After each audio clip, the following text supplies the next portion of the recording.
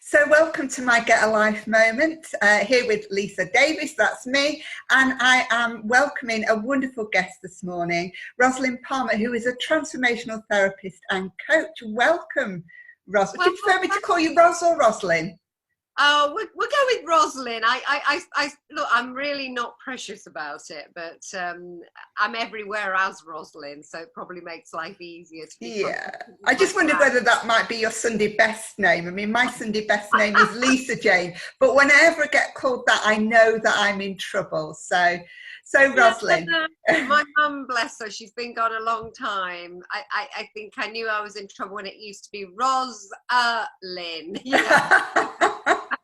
It went into 3 syllables. That's it. You're in trouble, yeah. You knew that was serious.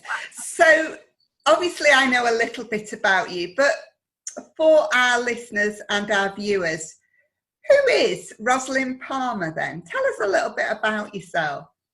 So, well, I used to, many years ago, and I'll go back to that in a minute, I was in PR, and I used to describe myself as a sensible maverick. And I still do. So and also in terms of, when you do like Myers-Briggs and all that kind of profiling stuff, I'm a very interesting mix of left and right brain, and so that's led me to have a very interesting life, because I've never sort of been in one camp. I've got like economics A-level, and yet I did a degree in English literature. Okay. And so because of that, I think because of that maverick nature I have, but equally because I can buckle down and get on with stuff, I've had some real highs and some real lows. My life has been a bit of a sort of a roller coaster. So who am I? Well, I'm now a transformational therapist and coach, and I find I'm particularly good at it, not just because I'm trained in it and I have lots of certificates on my wall. And I've been a trainer, not doing it now, but I was for a long time. So I really understand the methodologies. I do clinical hypnotherapy, rapid transformational therapy, and then NLP based coaching. So look, I get all of that, but I think what I really bring, and don't we all, is my life experiences, my unique life experiences. So I grew up in Nottingham. I was a grocer's daughter. I came from very humble beginnings, lived above the shop in the early years till they pulled it down for slum clearance. Went to a massive comprehensive school, and my kind of grandparents were mill workers and miners, so I came from that background, but I ended up going to university in London in the 80s. And so I then went from reading a lot of books for 3 years into the weird and wonderful world of PR, which when I went for the interview for my first job, I was like, I don't even know what it is. What is it? It sounded good. Well, somebody said, my boss needs a PR. I went, brilliant. I went, what's that? And they said, well, you've got to write like press release. You've got to be good at writing. And this was a theatrical production company, and we do a lot of theatre. I thought, I'm your girl. I'm good at writing and I love theatre, So off I went, and I fell into PR and found myself in theatre PR, and then I moved into publishing, and then I ended up, and some of these weren't great. So I got made redundant, and it was a bit like, ooh, now what in my glittering career? And don't you think though that when you are made redundant, as difficult as that might feel at the time, it's generally to make way for a new door to open that's even better? Well, I'm clearly very blessed, Lisa, because I've been made redundant 3 times in my lots career. of good doors opening for you then. So, and I do agree. My sadly, my partner's son this week, because of the whole corona issue, just got made redundant. And he's only 19, and it's his first job and everything. And of course, I didn't try to be facile about my advice, but I did say to him, look, the 3 times I got made redundant were times to take stock, time to think, and actually they created amazing opportunities. So, you're spot on. So I then went to work for Lynn Franks, which is what Absolutely Fabulous was based on. Right, yes, of course. If you've ever watched Absolutely Fabulous, the TV series, and you've ever seen the movie Wolf of Wall Street, Mm-hmm. the reality was somewhere in the middle. Okay. The TV series actually downplays it. So this girl from, Arnold Hill Comprehensive, and, my family have got coal out there, because they were miners and stuff, suddenly in this world where the second day I'm on the Orient Express, and then I do the PR for Ronnie Wood and the Rolling Stones and London Lighthouse. I'm having breakfast with Daniel Day-Lewis. I mean, my goodness. But I was always very grounded, my parents brought me up. You've already asked me what would be my takes. I realized very early that I was just very grounded. I was also very focused on doing a good job, a good job. So just having that focus, that not being caught up in the madness of it, and that phenomenal work ethic that I'd been brought up with by being a grocer's daughter. I got very rapidly promoted, and then I ended up thinking, I need to know about, because somebody said to me, do you understand marketing? And I thought, no, I really don't. Yes, I can do that. Well, I thought I better find out about it. So I then ended up working for the UK's leading marketing company. But that was towards the end of the 80s, sorry. And we went into this kind of recession. Well, not kind of recession, but recession. And I joined one company. It was bought out by another company. That was bought out by another company. So I went from working for a marketing company to working for an advertising agency. All great experience, but very unsettling. And then being made redundant again, in 1991. So it was like, oh, goody. And by that time, I felt I had enough experience. I was 29 with a, massive determination. So I formed my own PR company. I thought, what have I got to lose, really? So I started in my spare bedroom with a bunch of secondhand furniture, and my Basset hound, Rosie, was my first member of staff. Genuinely. And I thought, look, I had 2 clients who said, look, we'll give you 6 months work. And I had the redundancy payment. And in my head, I already had a year's money. So I thought, I've got nothing to lose, really. Let's just go for it. And I went from £5,000 redundancy payment and my spare bedroom to 9 years later selling my company when it had a £1.3 million turnover. I mean, I kind of laugh when I think about it, really. So yes, I found something I was really good at. My first husband was a trained accountant, so he did all the business side of the business. It was a good partnership. But the more successful I became, and of course, for many years, we didn't really make much money. We're building a business, we're paying the staff more than ourselves. Some once we didn't pay ourselves, when look, there's business owners out there. You all know the reality of building a business. It sounds good, but for the first 5 years, it probably was. It's not that glamorous and lots of working hours. It's not. And we were renovating a house around us the whole time. So it'd be like, floorboards would be good. What was particularly good was I very early fell into personal development. So somebody said to me, come to this mad course where we're going to do a fire walk. I was like, what are you talking about? And that was in the early 90s. And I went to Unleash the Power Within, Tony Robbins. And I came away like that. Wow. And I thought, it was the early days of the internet, but he had a terrible reputation at that time in England. He was seen as some sort of cult leader, and it was all weird. And personal development wasn't what it is today. People were very suspicious of it. He had a bit of a bad rep, to be honest.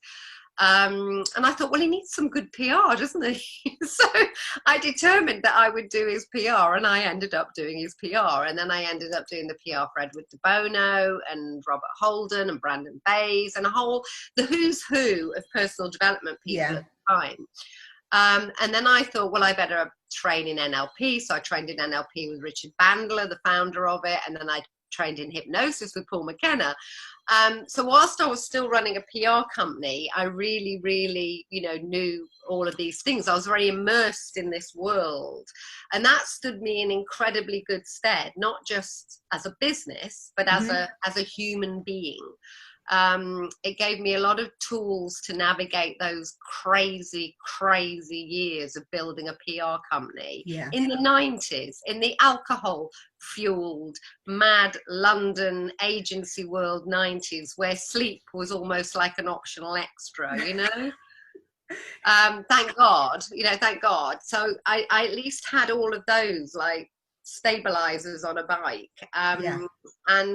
And because of being at Lynn Frank's, interestingly, in the 80s, where everybody was Buddhists and eating macrobiotic food and stuff that I'd never heard of. I remember going home to my mum and dad, and my dad was a grocer going, oh, they eat macrobiotic food. And he goes, we eat vegetables. Like, I love that. It was like, okay, what about the meat? You know, but all those things really helped me. So I was able to work crazy hours. I was able to work, you know, I mean, ridiculous hours in a very. It does catch up with you, though, doesn't it? Well, this is the point, Lisa. This is my big story. So I thought I'd dodged a bullet. I thought I'd managed to just hang on by my fingernails. So, you know, I was doing the Ayurvedic medicine, the acupuncture, the massage. You know, I had somebody come to my house, do massage every week. I went for acupuncture every week. I was trying to be vegetarian. You know, I was doing all the things I knew how to do. But equally, you know, I'm getting 5 hours sleep. I'm drinking a lot. You know, because it was a very alcohol-based world back in the media of the 90s. You know. Drink with lunch, drink after lunch, after work, you know. So there were a lot of really not good things. And then I was balancing them out. And I thought, because my Ayurvedic doctor said to me, I don't know, you're either going to have the mental or the physical breakdown. I'm not sure which one it is. And I thought, I need to get out. I need to get out. Also, I'd adopted a child, and I realized that I hadn't seen him awake for a week. Wow. You know, it was Friday. I remember coming home and going up to his bedroom and then just thinking, the last time I saw you awake was Monday. This has to stop. I cannot do this anymore. So we did manage to get out and sell the business. And I literally was like going, dodged a bullet. We even moved to the Bahamas because my ex-husband's family lived there, and he took over the family company for a while. And then it all went horribly wrong. So it sounds like you've had this idyllic life, you know, mixing with the famous stars, anybody in personal development, you've got them on your CV. From the outside looking in, that looks like, wow, what a life. I know. It's crazy, isn't it? And I did, you know, I had an 8-bedroom house in London, Lisa. I had a driver, I had a nanny. Okay, later in, like I say, the first 5 years, big struggle. But, you know, the last maybe 5 years of the business, you know, I even flew Concorde. You know, we used to go skiing. You know, I had that. It must have looked amazing. But the reality of it was, you know, there used to be a woman who wrote an article and she made it into a book called I Don't Know How She Does It. And, you know, the reality of it was I'd come in at 11 o'clock at night and, you know, we'd adopted my son, and I'd see this note going, tomorrow we're supposed to take something to school, and I'd be crying at the kitchen table, you know, at 11 o'clock at night, you know, trying to make him something. Or my favorite one was get some ready-made cakes and then disguise them as homemade ones. You know, put some flour on and like pack it about a bit, and then, you know, like, and it sounds funny, but you know what? It's really not funny. It's really not funny when you wake up and you just think, how can I get through today? It's really not funny when you lie awake at night and literally your life feels like those spinning plates and you're like, how do I get through? How? And I'd had some really quite serious illnesses. I had dengue fever, which is like malaria. Wow. I'd lost 26 pounds in weight. And I'd been really ill, but of course I'd never taken enough time off to recover. I'd gone back to work far too soon. I'd depleted myself, and then because I liked being really thin, I became bulimic for good measure, you know, to keep thin. So, you know, there was the reality, and I do get celebs and people, because you know, people go, oh, what they got to worry about, you know.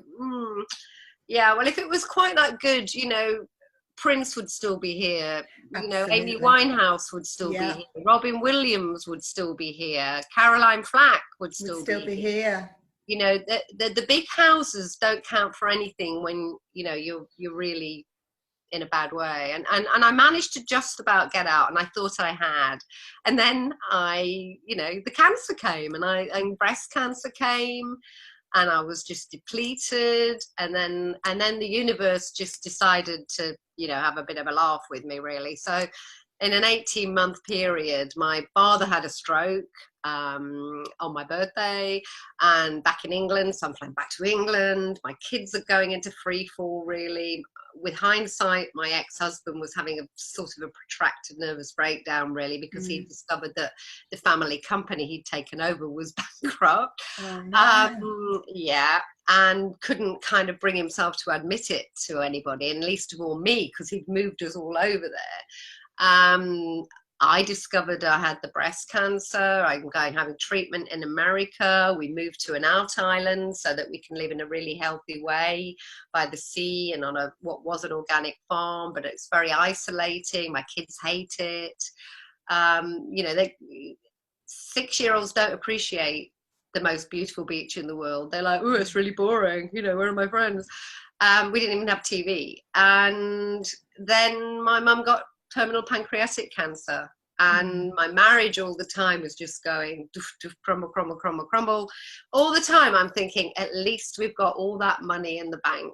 You know, everything I've just sacrificed my health and life for, it's all there. And then I discovered we didn't have all the money in the bank, because my ex had been using it to prop his father's company up, and, you know, some other stuff. And so everything I thought, you know, I'd almost sacrificed everything for was gone. I didn't have the house in London. I didn't have my health. I didn't have my well, I managed to get back to England in time to see my mum die. And my dad was in a bad way because he'd had the stroke, and he wasn't, you know, he just lost his wife, and I'm still having treatment, and my kids are in free fall. It was horrendous. I mean, truly. I mean, it's stripping you back to the absolute core. There was nothing left, you know. I'd left in a blaze of glory, you know, kind of with this big house and money in the bank, thinking I'd never need to work again, life in the Bahamas. I've pulled it off, and I come back and I'm a single unemployed mum in a rented house in Arnold with my kid. Yeah. You know, that. Very grounding experience. Yes. I know a lot about the ego, Lisa, and that is the moment when everything that you have as an ego is taken away, but then you truly find yourself. You know, you truly find yourself. Then you truly find what is in the very core of my being. Who truly am I? What is important to me? Because everything else is kind of gone, all the other attributes and everything. And so, yeah, I came through that, you know, and I wouldn't advocate it. No. And there were some very dark nights. But therapy got me through. I had a lot of CBT at the time. The grounding I had as a girl growing up as a grocer's daughter, my faith, actually, I always had a faith. My faith got me through. All that stuff I'd learned with those personal development people. You know, I literally got all my manuals out from Mastery University with Tony and all the books and started rereading them. It was like I knew the mothership was out there and I could get back to her. And you know, and I did. I ended up being Insight and Innovation Director for a training and development company. Go Mad Thinking, who are great, and they do lots of corporate training. I then remarried. That seemed like a good idea at the time. And I then thought, well, I really want to give something back. I felt that I was in such a good place. And so I became head of marketing and communications for an international charity, the Leprosy Mission, which arguably helps the most marginalized people in the world, because people with leprosy, even in India, they're below the untouchables. Yeah. So, boy, if you want to be grounded, let me tell you, standing in Mumbai on a disgustingly hot day under a freeway with 6 lanes of traffic going above you, with people who live below the freeway in tarpaulin, with leprosy, with no fingers on their hands, being offered a custard cream, which is probably the equivalent to their day's wages, really puts everything into perspective, you know? And so, it was an amazing experience. Sadly, during that time, the menopause kicked in, and because I'd had breast cancer, I had an early, very aggressive menopause, and it's still hanging on. And my second marriage, faltered because we'd not really examined our values and why we'd, for me, it was a kind of a rescue. And very soon we both discovered we were actually very different people. So sad to say that didn't work. So I'm going through the menopause, which I really did have a hard time at first. I kind of really lost myself again. Yeah. I think people can underestimate the impact of that shift in life for a woman. I think they can really underestimate the physical and the emotional and mental aspects of that. I would say for me, it was probably the hardest thing I've ever been through, Lisa, because there's me. I'm like the queen of, resetting or reinvention. And I've come through all of that. And then I'm like, who am I? I can't even remember what day of the week it was. I'm putting weight on, I'm not sleeping. It's really, when you have it hard, it's really terrible. And at the time, 15 years ago, it wasn't really being talked about the way it is now. So I didn't even go to work and say, look, I can't come in today because I don't even know who I am. I'm in a management position. How can I say that? So I sort of struggled on. I know now because I'm friends with Deborah Garlick and Menopause in the Workplace, and I think they're amazing, and I love what they're doing. But it was a bit lonely and hard when I came through it. So then that all happened, and so it led me again to kind of go, oh, hello. Who am I again? This feels a little bit familiar, particularly when my dad died on my 50th birthday. Impeccable timing. Yeah, I'm not going to forget that. Never forget that date. So it was a bit like, wow, this feels familiar. Time for a change. And then at that time, synchronicity, because I do really believe in the universe, synchronicity. When I look back on my life more and more, I see, the door closed and the window open, and the synchronicity, and literally an angel, and somebody says something to me and something happens. I've had a lot of that. It's amazing. And now I kind of am a lot more, let's see what happens. So I got this email from Marissa Peer saying, I'm starting a brand new training course. I've been, registered to do a new school in a new type of hypnotherapy. I think you'd be brilliant, because I'd met her in the 90s. I actually went as a client. I went to her, and then I met her at Tony Robbins in Maui, Hawaii. So we were friends. And she went, I think you'd make a brilliant therapist. And I think my answer was, well, I've certainly had a lot of therapy. So I just thought, why not? Let's see where this goes. And I absolutely did take to it like a duck to water, because I think the transferable skills I had were communication. I've always been good with people because of my PR background. You have to read people, you have to understand people, you have to create rapport. I had that massive grounding, 20 years of NLP and all those things. I also can really be empathetic because I can walk in people. People come into me and they'll say things like, I can hardly bear to tell you. And I'm like, no, truly, try me. It's like, I think life experience, the journey that you've been through as well, I think, everybody's got their own story, but, it is that life experience that you bring to being a therapist as well, that, that adds a depth to empathy, doesn't it? It adds a depth to that understanding of other people. And, you know, nothing is wasted if it's recycled. All of that experience is not wasted if you're recycling it into what you're creating now. I love that. And you're absolutely right. And what happened was a few years ago, I started telling my story.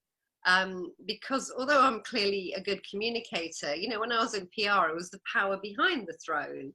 You know, like the Wizard of Oz, I was behind the curtain, Yeah. cranking the wheel. You know, I wasn't out center stage. So I started telling my story. Like I went on Girls Around Town on Radio Newark, told my story. At the end of it, they said, "Would you like to join the team?" You know, Fantastic. literally, Yeah. when the microphone was turned off, and I was like, "Well, why not? Yeah, I'd love it." And then people kept saying you should write a book. So I thought, well, why not? I'm very good at writing, and the time felt right. I felt able to tell it in a balanced way because the pain wasn't raw. I think sometimes it's hard if you're going through that dark night of the soul or that difficult thing to, you know, to clearly articulate it in a, you know, in a balanced way. But I'd had enough distance and time and settling, particularly with the therapeutic training I'd had, you know, and I'd been able to understand actually some of my actions. And I looked back on some of the things I'd done with a lot more compassion for myself. Yes. You know, because it was like, no, I wasn't a bad mom in that moment. I was just utterly overwhelmed. And doing the best you could at that moment. I could in the circumstances that, you know, I had. And so I think that self-compassion and that self-forgiveness that I really, firstly because of working at the charity, I think, and seeing people in these reduced, terrible circumstances. And then secondly, because of the training in therapy and then in coaching, I then added an NLP coaching training to it. I just started to have a lot more compassion for myself, you know, imagining I was almost my client. And so I was able to tell my story, I think, with a lot more balance and a lot more grace than I might have been able to tell it, you know, 5 years earlier. And then I found that it really spoke to people, and people were saying to me, "Oh my God, I read your story, and like really, oh my God, I didn't think anybody else felt like that or thought like that."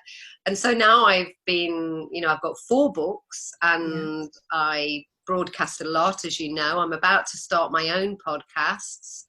And I actually, without sounding like, you know, woo-woo, I kind of see everything that's led to this moment as being for a reason now. Yes. I really do. You know, why would a woman who can communicate and talk to people go through all of that and then become a therapist and a coach? And of course I heal people one-on-one, but I do speak my story now, and I do step up, which at first was actually really uncomfortable because I was being behind the curtain and I didn't like it. Funny as that might sound, I really didn't. The weekend before my book was published, I spent the weekend in pajamas crying, going, "I don't want to go in my interview." Because it was about me. You're laying your life out there and being vulnerable and laying your life out there for all to see. It's like putting your dirty washing out in public, isn't it? Terrible. Whereas before, you know, I'm the spokesperson for, you know, Air Miles, or I'm the spokesperson, I worked for London Zoo, you know, like I'm the spokesperson for why we have animals in zoos. I know that's contentious, but, you know, when you're a PR person, you are that mouthpiece, you are that spokesperson. I never had any trouble with that because obviously I was talking about, but when it was about me, it was like, oh, you know. But there is something so powerful in that. Like you say, you know, when you speak out, when you share your vulnerability, warts and all, and the highs and the lows of your personal journey, it gives permission for others to do the same. And that's what keeps me going, absolutely 100%. Because even after I launched my first book, I was a bit like, ooh. And then I got a tweet, a private message on Twitter from somebody who I'd been following, who is actually quite high profile. They're in the public eye. And she said to me, "I read your book and I've just admitted to my husband that I've been bulimic for 15 years. And she said, Yeah. I've never, ever told a soul before, but your book gave me the courage to confront that. And I'm now getting treatment for it. And I kind of thought, you know what? If that's all my book ever does, my work here is done in a way. That was how if it makes a difference to one person, then it has been worthwhile. But I'm sure it has made a difference to many, many lives.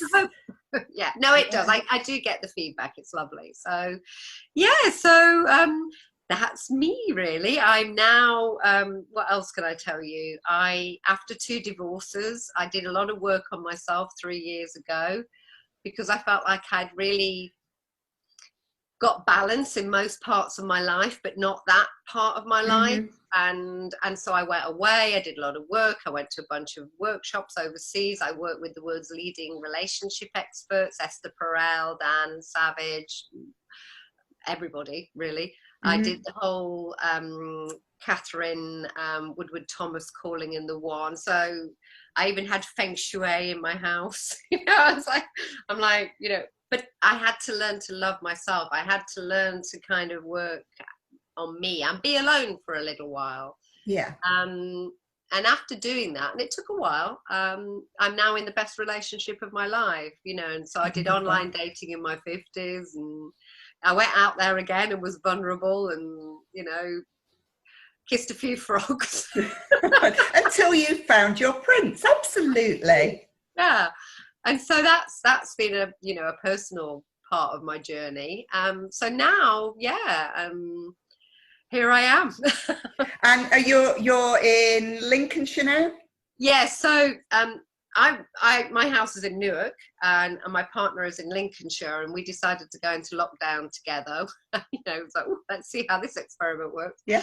And actually, it's worked incredibly well, and so I will be moving permanently to Lincolnshire in the next few months. I'm not quite sure when, but I'm only an hour away from Newark, so yes. It's really no big deal. But yeah. So I'm going to end up a Lincolnshire lass. Yes. And still continuing to do your amazing work as a transformational therapist and coach. I guess you can work with anybody anywhere in the world. I'm very lucky because I built up a very good reputation very quickly. 70% of my clients were already on Zoom anyway, because they were all over the world. I did see clients face to face in Newark. I used to see clients in London, and then I just decided I didn't need to really. So my business has continued, and I Zoom, believe it or not, and I'm probably we're in Zoom now. to the converted, but it works for hypnotherapy, for rapid transformational therapy. It works just as well as face to face. In fact, I often think it possibly even works better because I think you're very focused on each other. The person hasn't had a horrible journey trying to get to your house and find parking and all the stresses of all of that. And you get on with the session and you give each other your absolute undivided attention. So yes, I'm able to continue my business. And I've been on Zoom for like 3.5 years. So you're old hat at this whole Zoom explosion then? Well, I got a bit cross actually, to be honest with you, Lisa, because I have like the paid for account, and always was absolutely seamless. And then the last few months, there's all, because obviously the world and their dog are on Zoom. Yes, doing family quizzes and things like that. I do too, just so you know. But yeah, so yes, there's been a few challenges, but. I think the great thing about lockdown is we're all a lot more human. Yes. I don't think we all feel we have to turn up being perfect, and we all know that, clearly in a therapy session, the dog won't wander in. But maybe on a networking call or an interview, somebody wanders in the room and stuff. And I think people are a lot more. Some of the corners have gone off everybody. I quite like it actually. Yeah, it's become, as you say, much more human. Wow, thank you for sharing your journey with us today. What a journey, what a life experience to this point, and the best is yet to come, I'm sure. I agree. Look, here it is. This is a really funny thing. People say to me, they go, "Oh, what an amazing life you've had." And I go, Having. Having, yeah, the best is yet to come. So what get a life moment tip would you leave us with today then, Rosalind? So look, I've had all those years when I've had books and shelves full of stuff, and yet you wake up and you're having a really bad day and you think, how do I get through today? How do I just navigate this world, my reality? So I have this core philosophy called the 5Fs. So you've got 5 fingers, well, technically 4 and a thumb, but you've got 5 fingers for sake of argument. And where people go wrong in life is where you don't have balance. And the 5Fs that create a life of balance are faith, fitness, friends, family, and finance. And if you think about somebody like John Paul Getty, he had finance, but he didn't have any of the others. You know, yes. not a healthy, happy, well-balanced man. Mother Teresa, faith in bucket loads, friends, yes, all her sisters, family, her sisters, and the poor yes, yeah. Fitness, she lived to be about 100, and her mind was brilliant. And finance, arguably, she took a vow of poverty, but she channeled money through her, because money is energy. So a very, very, very wealthy woman. So every day I ask myself, right, what today am I going to do for my faith? Is that a walk in nature? Is it meditation? Is it connecting to whatever's right for you? Who of my friends do I need to connect with? How am I going to connect with them? How am I going to be a friend? How do I show up as a friend? Family, what's happening with my family? What do I need to do? And look, some people don't like their family, but that's your tribe, okay? Yes. That's your tribe. You create your family, even if you don't like your actual birth family, that's fine. Fitness, body and mind. Mind controls the body, body controls the mind. You know, what am I going to do today? I'm going to move, I'm going to do some yoga, I'm going to go for a walk. I'm also going to rest. I need 9 hours sleep. I'm going to get 9 hours sleep. You know, I'm going to help my brain. And finance, what am I going to do today to bring money? How am I going to work on my business? And also, how am I going to pay it forward? Yes. Trust me, if you check in with that every day, and every day you won't get it right, but every day you'll go, well, I neglected that today, so I'll do more of it tomorrow. You will have a life of balance and joy. Fantastic. What a great thing to end on. Great piece of advice to end on. It's been my absolute pleasure having you on Get a Life Moment today. Thank you so much. Thank you.